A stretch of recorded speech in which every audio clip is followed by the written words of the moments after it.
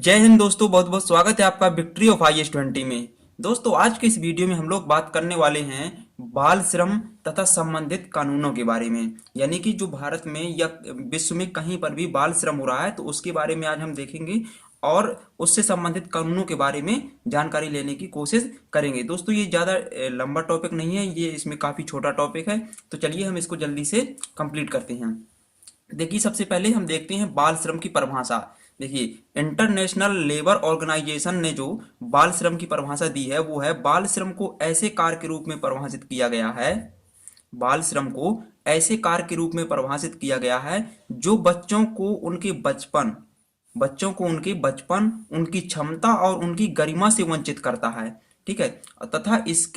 तथा उनके शारीरिक एवं मानसिक विकास के लिए वो काम हानिकारक है। ऐसे काम जो बच्चे कर रहे हैं वो बाल श्रम की श्रेणी में आते हैं। ठीक है। तो आप लोगों को ये समझ में आ गया होगा कि इंटरनेशनल लेबर ऑर्गेनाइजेशन ने जो बाल श्रम की परिभाषा बताई है उसमें है कि बच्चों के उनके बचपन, उनकी क्षमता और उनकी गरिमा से यदि कोई काम वंचित करता है और इसके अलावा उनके शारीरिक और मानसिक विकास के लिए वो काम हानिकारक है तो वह बाल श्रम की श्रेणी में शामिल किया जाएगा। ठीक है। अब चलिए देखते हैं, संयुक्त राष्ट्र महासभा द्वारा वर्ष 2021 को संयुक्त राष्ट्र महासभा द्वारा वर्ष 2021 को बाल श्रम के उन्मूलन के लिए वर्ष घोषित किया गया था। मतलब संयुक्त राष्ट्र यूएनओ जो वो है महासभा है, उसने 2021 को एक ऐसे वर्ष के रूप में घोषित किया था कि इस वर्ष बाल श्रम पूरे विश्व से समाप्त हो जाएगा, लगभग समाप्त हो जाएगा। ठीक है। अब देखिए, बाल श्रम पर अंतर्राष्ट्रीय कानून।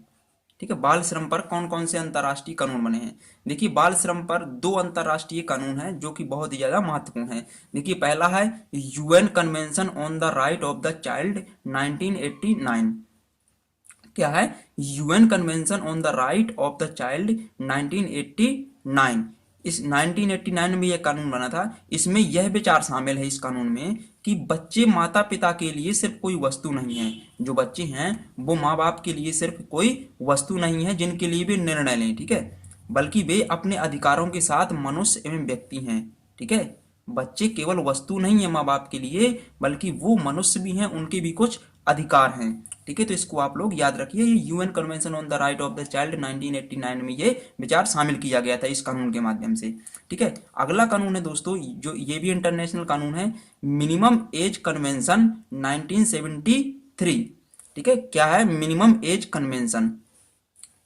इसका उद्देश्य दोस्तों इस कानून का, मिनिमम एज कन्वेंशन 1973 का, कि न्यूनतम आयु सीमा से कम उम्र के बच्चों को बाल श्रम करने से रोकना। ठीक है। न्यूनतम आयु सीमा से कम के बच्चों को बाल श्रम करने से रोकना, यही इसका मेन मकसद है, मिनिमम एज कन्वेंशन 1973 का। ठीक है। तो ये 2 कानून है जो कि अंतर्राष्ट्रीय कानून है और ये काफी ज्यादा इंपॉर्टेंट है यूपीएससी की दृष्टि से और अन्य किसी भी एग्जाम पॉइंट ऑफ व्यू से भी। तो दोस्तों, इनको आप लोग कंप्लीट करके चलिए। ठीक है। अब देखते हैं आगे क्या है। देखिए, भारत में सतत विकास लक्ष्य का उद्देश्य क्या है? सस्टेनेबल डेवलपमेंट गोल का उद्देश्य क्या है? इसका उद्देश्य है वर्ष 2025 तक बाल श्रम को भारत से समाप्त करना। ठीक है। भारत से बाल श्रम को 2025 तक समाप्त करना। और ये किसका उद्देश्य है? Sustainable development goal. ठीक है, इसका उद्देश्य है। ठीक है। अब देखिए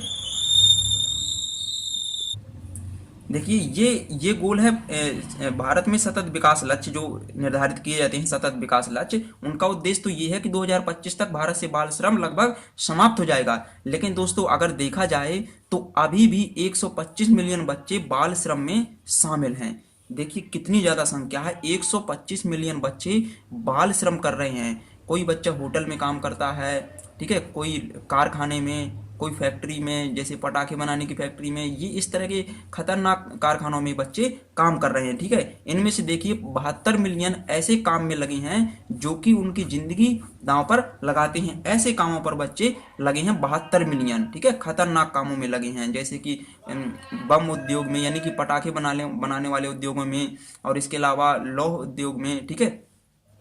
तो इस तरह के उद्योगों में लगभग 72 मिलियन लोग लगे हुए हैं। ठीक है। अब देखिए, भारत में अनेकों ऐसे एनजीओ हैं जो बच्चों के लिए काम करते हैं, यानी कि बच्चों को बाल श्रम से बचाने के लिए काम कर रहे हैं। देखिए, बचपन बचाओ आंदोलन ये भी बाल श्रम रोकने से भी इससे ही संबंधित है। और अगला है चाइल्ड फंड, ये भी एक एनजीओ है जो बच्चों को बाल श्रम करने से रोकता है और उन्हें सहायता करता है। इसके अलावा केयर इंडिया, ये भी बाल श्रम से ही संबंधित है। ठीक है, देखिए बाल श्रम को समाप्त करने की दिशा में ये इतने जो इसके अलावा और भी एनजीओ हैं वो लगे हुए हैं। देखिए यहाँ पर एक बात है, देखिए हमारे संविधान का जो आर्टिकल 24 है जिसमें मौलिक अधिकार बताए गए हैं, ठीक है, आर्टिकल 24 में कि 12 से 36 तक मौलिक अधिकार बताए गए हैं। तो इनमें से जो आर्टिकल 24 है वो बाल श्रम पर प्रतिबंध लगाता है। ठीक है, और दोस्तों आर्टिकल 24 के तहत ही बाल श्रम अधिनियम 1986 में बनाया गया था। 1986 में बाल श्रम अधिनियम बनाया गया था और इस अधिनियम को 2016 में क्या किया गया था, इसमें सुधार किया गया था, यानी कि इसको पुनः से इसमें संशोधन किया गया था 2016 में। देखिए इसका नाम फिर रख दिया गया था बाल एवं किशोर श्रम अधिनियम 2016, यानी कि बाल श्रम अधिनियम जो 1986 था उसी को संशोधित करके 2016 में बाल एवं किशोर श्रम अधिनियम बनाया गया। और दोस्तों इसमें व्यवस्था कर दी गई थी कि यदि कोई व्यक्ति बाल श्रम करवाता हुआ किसी बच्चे से काम करवाता हुआ, जैसे होटल में या कहीं भी जो खतरनाक उद्योग हैं उनमें भी, तो उसको 6 माह से लेकर 2 वर्ष तक की सजा हो सकती है और इसके अलावा 20,000 से लेकर 50,000 रुपए तक का जुर्माना अदा करना पड़ेगा। ठीक है, तो ये इसमें शामिल है। अब देखिए यदि हमें बाल श्रम से निजात पाना है या भारत से बाल श्रम को हटाना है तो इसके लिए क्या जरूरी है, सबसे ज्यादा आवश्यक है कि राज्य स्तर के अधिकारियों को सही नीतियों एवं उद्देश्यों की आवश्यकता है। मतलब जो राज्य स्तर के अधिकारी हैं वो ही इस पर आगे बढ़ चढ़कर भाग लें, तभी हम बाल श्रम को भारत से हटा सकते हैं, यानी कि बाल श्रम जैसी समस्या से निजात पा सकते हैं। और इसके अलावा नए कानूनों की बनाने की जगह हम वही जो बने बनाए कानून हैं उनको सख्ती से लागू करें और अधिकारियों की खास जिम्मेदारी है कि वो सही नीतियों को लागू करें।